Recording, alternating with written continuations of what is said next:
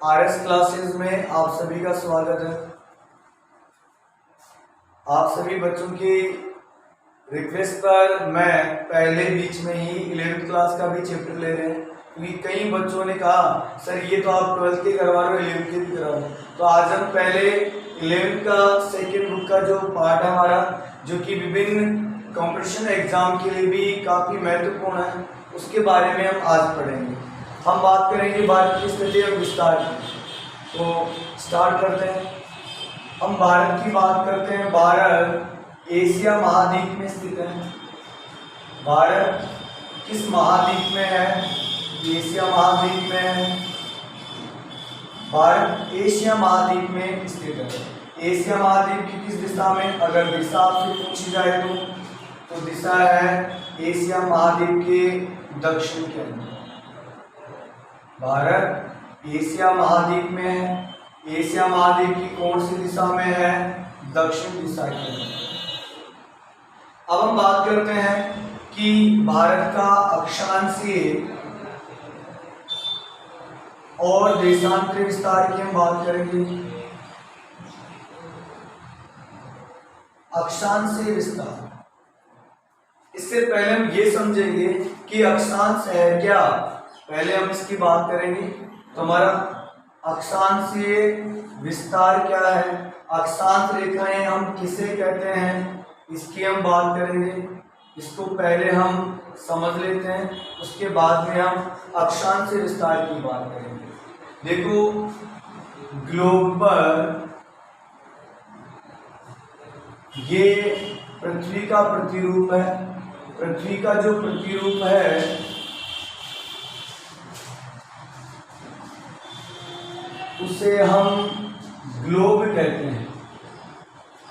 Globe जो है वो पृथ्वी का प्रतीक है, प्रतिरूप है। और ग्लोब पर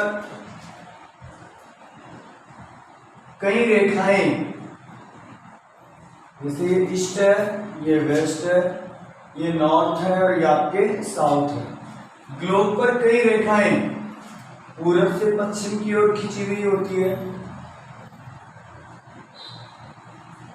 ऐसे हम लाइनें बना लेते हैं। ग्लोब पर कुछ रेखाएं इस तरह से खींची हुई होती है। तो ग्लोब पर वह काल्पनिक रेखा जो पूरब से पश्चिम की ओर खींची हुई होती है, ये पूर्व दिशा और ये आपके पश्चिम दिशा।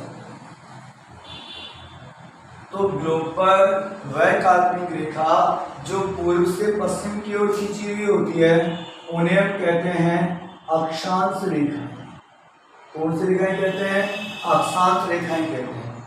अक्षांश रेखाएं जो होती है, तो अक्षांश रेखाएं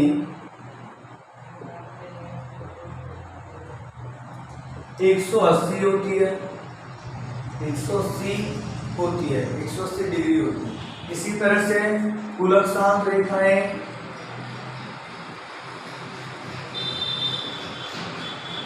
ये आपकी होती है 181। अगर बात आती है कि ग्लोब पर कुल कितनी अक्षांश रेखाएं खींची जा सकती है, तो यदि हम उनकी बात करें तो ग्लोब पर केवल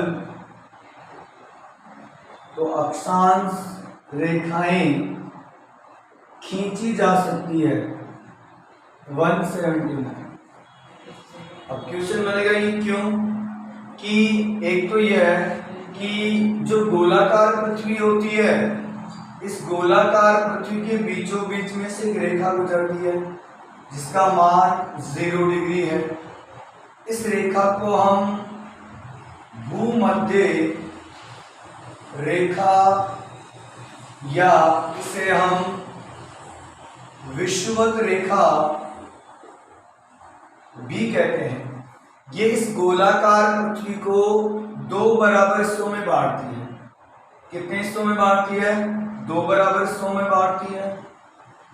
यह आपके उत्तरी ध्रुव और यह आपके दक्षिणी ध्रुव।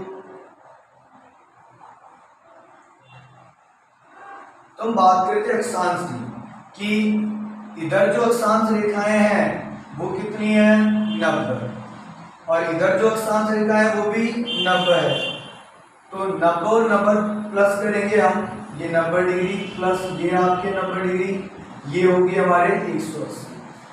पर इसमें जो ये भूमध्य रेखा और विषुवत रेखा है, ये रेखा भी अक्षांश के समान ही विशेषता रखती है, इसलिए इसे भी हम शामिल करेंगे।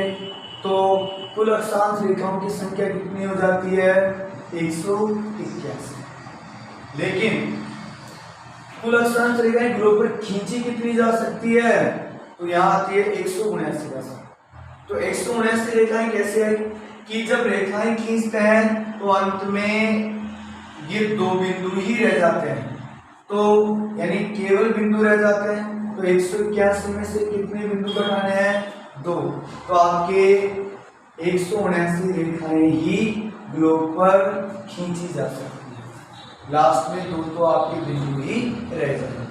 तो इस तरह से अक्षांश को लेकर भी आपसे कोई भी क्वेश्चन पूछा जा सकता है। ज्यादातर विभिन्न एग्जामों में ऐसे क्वेश्चन पूछे जाते हैं, तो ये 11th क्लास के बच्चों के लिए इम्पोर्टेंट नहीं है, ये सभी जो भी व्यक्ति विभिन्न तैयारियां कर रहे हैं उनके लिए बहुत ही इम्पोर्टेंट है। अब हम बात करेंगे अक्षांश रेखाओं के बाद में देशांतर रेखाओं की भी हम बात करते हैं। तो ग्लोब पर कुछ रेखाएं, यही बात कर लेते हैं, ग्लोब पर कुछ रेखाएं उत्तर से दक्षिण की ओर खींची हुई होती है। इस तरह से ग्लोब पर कुछ रेखाएं उत्तर से दक्षिण की ओर खींची हुई होती है, उन्हें हम कहते हैं देशांतर रेखाएं। कौन सी रेखाएं कहेंगे देशांतर। ये जो रेखाएं इधर है इन्हें हम देशांतर रेखाएं कहेंगे। देशांतर ग्लोब पर वह काल्पनिक रेखा जो उत्तर से दक्षिण की ओर खींची हुई होती है, किस ओर खींची हुई होती है, उत्तर से दक्षिण की ओर खींची हुई होती है, या ग्लोब पर वह काल्पनिक रेखा जो दो ध्रुवों को मिलाती है, जोड़ती है, उन्हें हम देशांतर रेखाएं कहते हैं। तो ये थोड़ा शॉर्ट में परिचय था कि अक्षांश होती क्या है और देशांतर क्या होता है।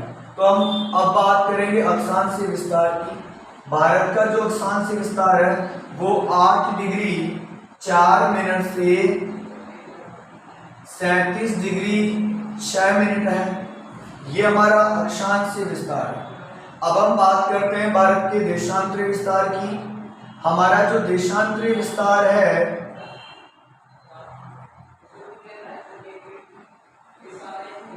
वो है 68 डिग्री 7 मिनट से 97 डिग्री 25 मिनट।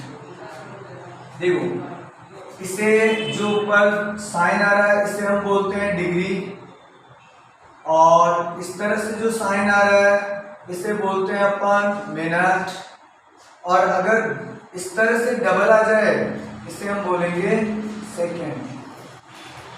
ये समय के संदर्भ में मापने की इकाई है। आपको ये भी पता रखना है कि जैसे समय की जब हम गणना करेंगे तो समय की गणना करते वक्त आपको इकाइयों का ध्यान रखना है, क्योंकि इकाइयों का ध्यान नहीं रहेगा तो आपके अंदर जो भी आप कैलकुलेशन करते हो उसमें आपका सटीक आंसर नहीं आएगा। जैसे यहाँ समझ लेते हैं कि जो 1 डिग्री होती है, 1 डिग्री, इस 1 डिग्री में 60 मिनट होते हैं। कितने मिनट होते हैं 60 मिनट होते हैं, और 60 मिनट बराबर 1 घंटा हो जाएगा आपके, ठीक है। और ऐसे यदि हम बात करें कि भाई 1 मिनट में कितने सेकंड होती है, तो आपके 60 सेकंड होती है। तो इस समय की जो इकाइयां हैं वो हमें ध्यान में रखनी है, क्योंकि जब आप समय निकालोगे वहां पर आपको इन इकाइयों का ज्ञान होना बहुत आवश्यक है।